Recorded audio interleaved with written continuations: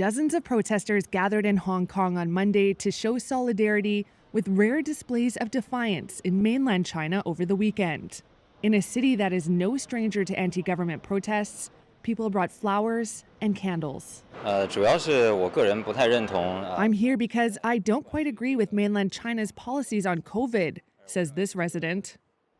Small-scale vigils and protests have popped up in a number of cities around the world following extraordinary scenes of protest in China over the weekend.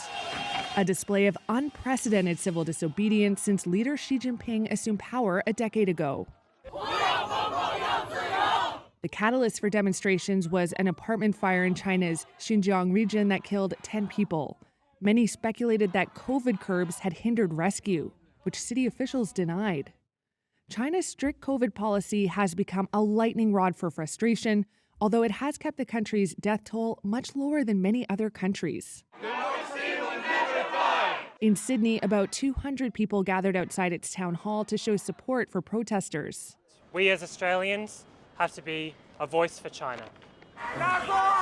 Similar scenes unfolded in London and Tokyo over the weekend.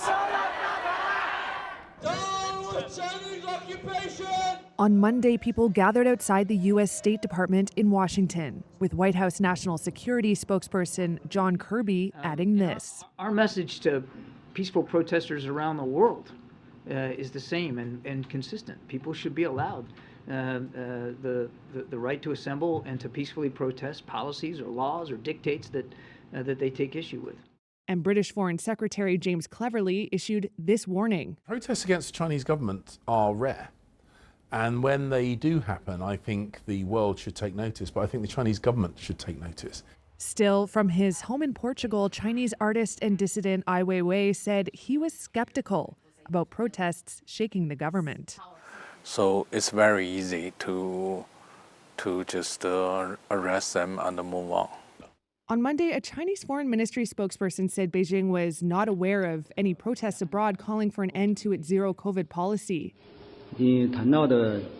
Asked about protests at home, he said the question did not, quote, reflect what actually happened, adding that China believed the fight against COVID would be successful with the leadership of the party and the cooperation of the people.